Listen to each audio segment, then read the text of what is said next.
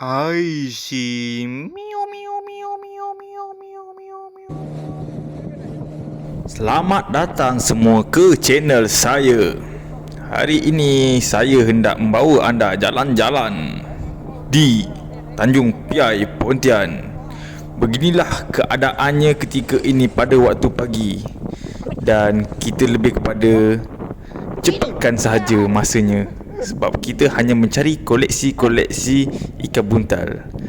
Beginilah kawasan ikan buntal yang sering kami dapatkan, dan beginilah cuaca dan airnya. Misi kolek ikan buntal. Saya pun tak tahulah kenapa boleh terfikir nak buat video-video macam ni. Tapi di sebalik ikan-ikan yang besar di kawasan ini, ada juga pengganggu di kawasan ini seperti ikan buntal. Jadi korang jangan berharap tak ada ikan buntal dekat sini. Kalau korang nak datang, ni sila nikmati ikan buntal anda. Terutama yang jenis kaki-kaki bottom.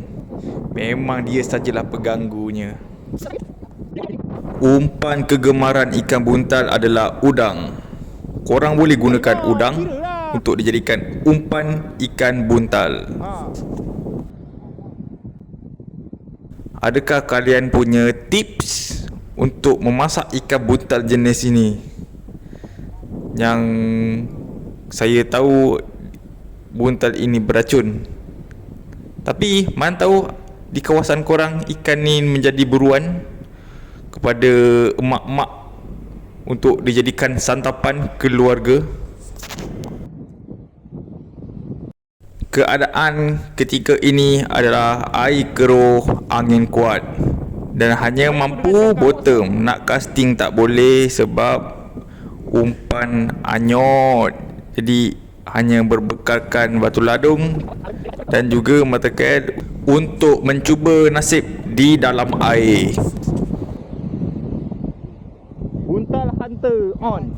Sebenarnya ini pun adalah salah satu nikmat memancing, sebab kita memancing ingin menarik ikan, dan ikan buntal adalah ikan. Jadi apa masalahnya? Ini nak buat eksperimen kumpulkan buntal untuk dijadikan santapan. Adakah ikan-ikan tersebut dapat memabukkan kami semua? Mari kita saksikan video ini. Lihatlah dari tadi mancing, hanya menaikkan ikan buntal sahaja, walaupun tersangkut di perut. Untuk level orang sebelah aku, dia tak mancing buntal tetapi dia mancing rumpai. Dia ni memang pakar-pakar pertanian. Jadi tak heran dia mendapatkan rumpai di dalam air. Dan lihatlah sembatannya, sungguh luar biasa.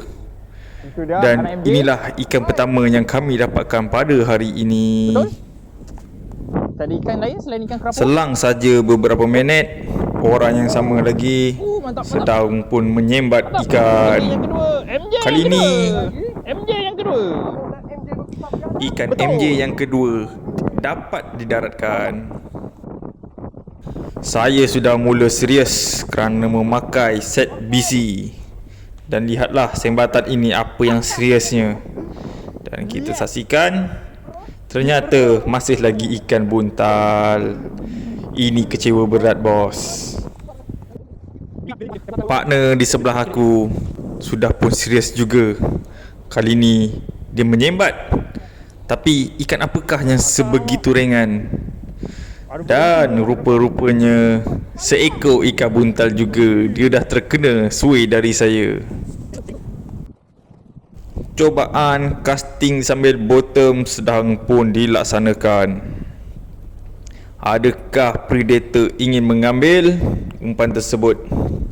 Ternyata ada yang ambil, tetapi bukan predator, malahan sang kerapu kecil yang sudi mengambil umpan tersebut.